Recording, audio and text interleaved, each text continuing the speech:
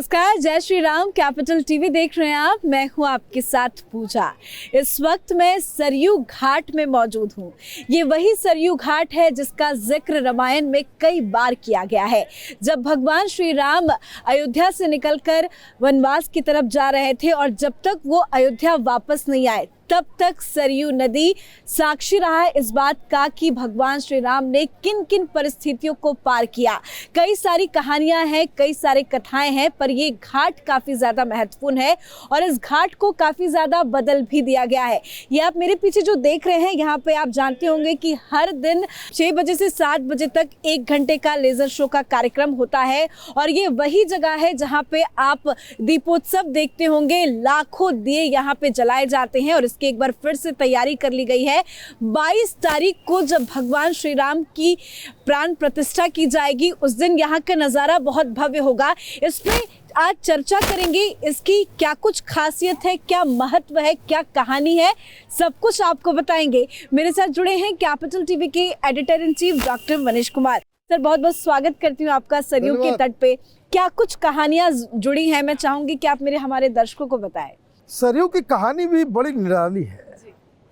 अगर आप गूगल करेंगे, गूगल मैप पे देखेंगे, गूगल अर्थ पे देखेंगे, सरयू नाम की नदी नज़र ही नहीं आएगी।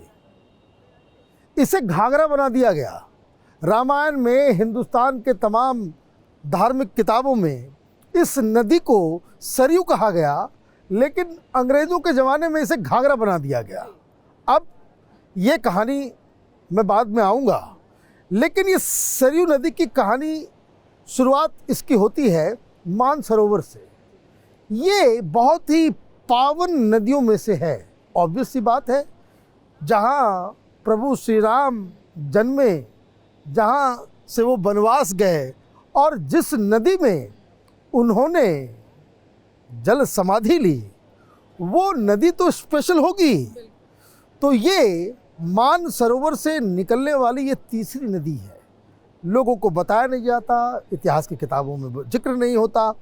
ये नदी मानसरोवर से चलती हुई आ रही है और सरयू इसलिए अयोध्या में आकर के ज़्यादा ही पावन है और अयोध्या नगरी इसलिए भी पवित्र है क्योंकि सरयू इस जगह पे जिस तरीके से यू शेप के अंदर, उसको रामानंद तिलक कहते हैं, और तिलक जब हम लगाते हैं तो ये यू और बीच में एक स्थान, एक तिलक हम लगाते हैं, तो यही अयोध्या है। 3 तरफ से सरयू इस शहर को घेर के रखती है और कुछ साल पहले तक ये जगह, यकीन मानिए, आप खड़े नहीं हो पाते। कारण यहाँ पे गंदगी थी, यहाँ पे कोई। तो जरा ये जगह हम अपने दर्शकों को दिखाते हैं। जरा देखिए यहाँ पे अब कितनी ज़्यादा साफ सफाई जो है वो कर दी गई है। हालांकि इस वक्त जब हम शूट कर रहे हैं तो ये रात का वक्त है, अंधेरा हो चुका है, यहाँ की लाइटिंग्स जो है वो बंद कर दी गई है, भीड़ भी खत्म हो चुकी है, लेकिन ये जगह अपने आप में काफ़ी ज़्यादा महत्व रखता है। आप हर साल दिवाली के मौके पर यहाँ का दीपोत्सव कार्यक्रम देखते होंगे। Guinness book of world record में भी जितने दिए जलाए जाते हैं वो रिकॉर्ड ब्रेक होता है और सरयू के ही तट पे आप लेजर शो देखते होंगे। तो कई सारी चीजें यहाँ पे बदली गई है, सौंदर्यीकरण किया गया है इस पूरे सरयू घाट का। तो हम विकास की बात कर रहे थे, तो कितना बदल गया है सरयू। देखिए, ये जो आप एक जो नज़ारा जो आप देख रहे हैं, ये दरअसल इसके उस साइड में नदी गुजर रही है और उससे पानी इधर डाइवर्ट किया जाता है और ये नदी, जैसा कि मैंने कहा कि नदी यू शेप में है, तो ये पानी फिर वापस सरयू नदी में वो जाकर के मिल जाती है।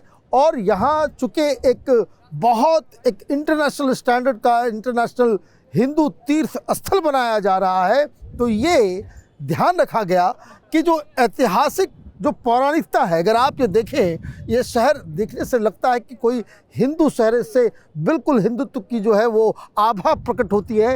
इस तरह का यहाँ का आर्किटेक्चर और इस तरह की बिल्डिंग्स हैं, तो वो ध्यान में रखते हुए यहाँ पे ये बनाया गया है। और तमाम जितने भी, चाहे दीपावली हो, दीपोत्सव हो, कोई भी कार्यक्रम होता है, और जैसा कि आपने बताया, ये ठीक सामने ये जो रॉड्स लगे हुए हैं, ये दरअसल स्क्रीन इसके ऊपर होता है जिसके ऊपर लेज़र शो किया जाता है। तो ये तो सरयू जो प्रधानमंत्री मोदी और योगी आदित्यनाथ ने क्रिएट कर दिया। और इसकी कहानी भी लोगों को नहीं पता थी। ये जो तैयार किया गया है प्रोजेक्ट, काफ़ी साल तो लगे इसे तैयार करने में, लेकिन 1 घंटे का लाइट एंड साउंड शो यहाँ पे होता है और पूरी कहानी यहाँ पे दीवारों में उद्घृत होती है, लोगों तक बताया जाता है। और बड़ी बात यह है कि सरयू तट पे काफ़ी ज़्यादा संख्या में लोग आते हैं, स्नान करने तो आते ही हैं, लेकिन ऐसे भी शाम के वक्त में काफ़ी ज़्यादा संख्या में लोग अपने परिवार वालों के साथ आते हैं और जो कहानी है इस लेज़र शो के ज़रिए देखते हैं, समझते हैं। तो क्या इस लेज़र शो का मकसद एक ये भी रहा है कि अयोध्या की जो सच्चाई है कि कन कन में राम है, अयोध्या के हर कन कन में राम है, वो बात, वो इतिहास लोगों के दिलो दिमाग तक पहुंचाया जाए, लोगों को इसकी जानकारी दी देखिए, जाए। सरकार के साथ साथ ये हम लोगों की भी जिम्मेदारी है कि आगे आने वाले जनरेशन को हम ये बताएं कि यहाँ जो कोई मंदिर बनाया जा रहा है वो कितने स्ट्रगल के साथ बनाया गया है। ये राम नगरी, जहाँ राम जिसके राजा हुआ करते थे, कितनी बार इसे तहस नहस किया गया और कैसे वापस आज अयोध्या इस शेप में है, तो उसकी दास्तान क्या है, और वही इस लेजर शो का एक बड़ा हिस्सा है। लेकिन सरयू की बात अगर हम करते हैं तो एक घटना को ज़रूर याद करना चाहिए कि जब यहाँ पे राम मंदिर का आंदोलन चल रहा था तो वो कार सेवकों के ऊपर जो गोलियां चलाई गई थी, तो सरकारी आंकड़ा तो कोई 40-50 कोई कुछ कहता है, लेकिन अयोध्या के लोग कहते हैं कि कम से कम 200 से ज़्यादा लोगों की मौत हुई थी। और प्रशासन ने उन तमाम लाशों को आगे, ये जो हम जहाँ पे खड़े हैं उसके बाद जो ओवर ब्रिज है, उसके जो गोंडा की ओर जाने वाला जो ब्रिज है, उस जगह पे प्रशासन ने, लोगों ने उन लाशों को फेंक करके, तो कई सारे लोगों का बलिदान है। अयोध्या आज इस शेप लोग में उसको है, याद भी करते हैं कि पूरा सरयू लहूलुहान हो गया पूरा था। सरयू लहूलुहान हो गया था। और ये भी अयोध्या आज अयोध्या इसलिए भी है क्योंकि यहाँ पे कम से कम, अगर सारे स्ट्रगल्स की अगर हम लोग बातचीत करें, तो करीब 3 लाख हिंदुओं ने अपनी जान दी है। 3 लाख लोगों का खून इसमें समाहित है। तब आज जाकर हम गर्व से कह रहे हैं कि ये नगरी, ये अयोध्या, ये इस तरह का एक हिंदू नगरी के रूप में जो है वो वापस पूरी दुनिया को मिल रहा है। तो ये प्रभु श्री राम की लीला है, ये विधान है। कोई चीज़ खत्म होता है, नई शुरुआत होती है, ये शुरुआत अच्छी है। और सबसे बड़ी बात कि अयोध्या के लोग भी खुश हैं, देश भी खुश है, और पूरे विश्व में जहाँ कहीं भी हिंदू हैं वो सब इन सब चीज़ों को लेकर के खुशियाँ मना रहे हैं और हर कोई अब अयोध्या आना चाहता है। लेकिन एक बात मैं कह दूं, अभी अयोध्या को अगर फुल फॉर्म में अगर देखना है तो आराम से 3-4 महीने के बाद आएंगे तो आपको यहाँ पे मंदिर भी बना हुआ मिलेगा। क्योंकि अभी जो शुरुआत हो रही है, जो प्राण प्रतिष्ठा की जो कार्यक्रम है, वो समझिए कि फर्स्ट फ्लोर उसको बस एक शुरुआत देने के लिए किया जा रहा है।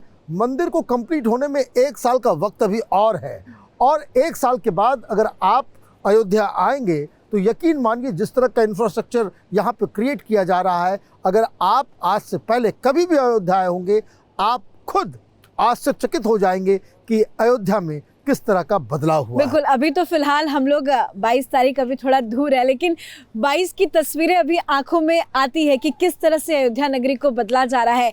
ये जो सरयू तट है अभी तो शांत है, रात का वक्त है, हम जब शूट कर रहे हैं, लेकिन वो तस्वीरें के बारे में ज़रा जिक्र कीजिए, क्योंकि लोगों को भी इंतज़ार होगा।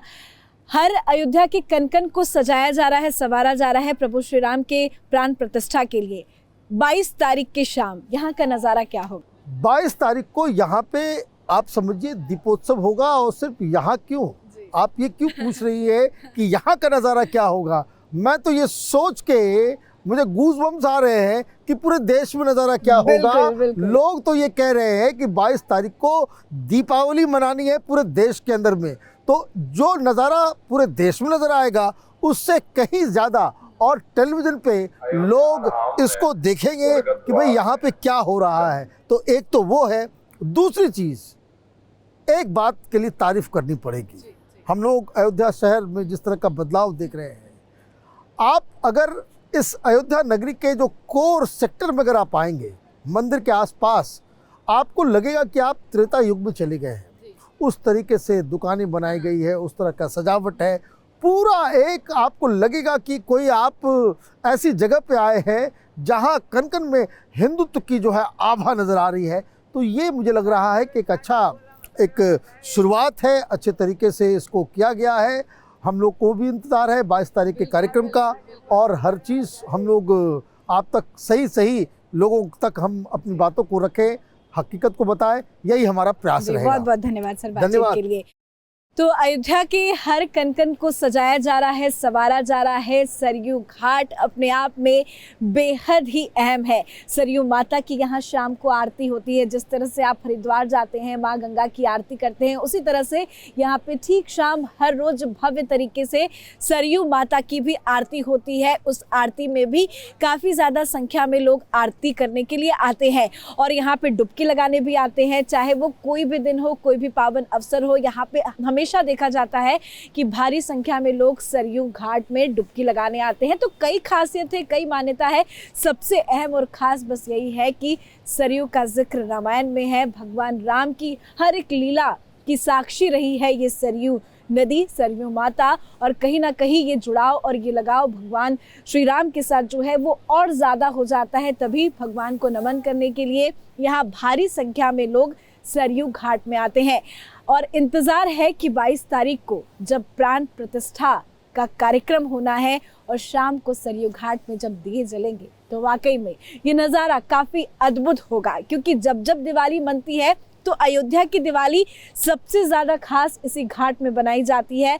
लाखों दिए जलाए जाते हैं और एक बार फिर से दिवाली मनाई जाएगी। 22 तारीख का दिन तय है और इंतज़ार हम भी करेंगे कि 22 जनवरी को यहाँ पे क्या कुछ माहौल और नज़ारा नजर आएगा। उम्मीद और कोशिश करेंगे कि वो तस्वीरें आप तक जरूर पहुँचाएं। इस खास शो में मेरे साथ फिलहाल इतना ही।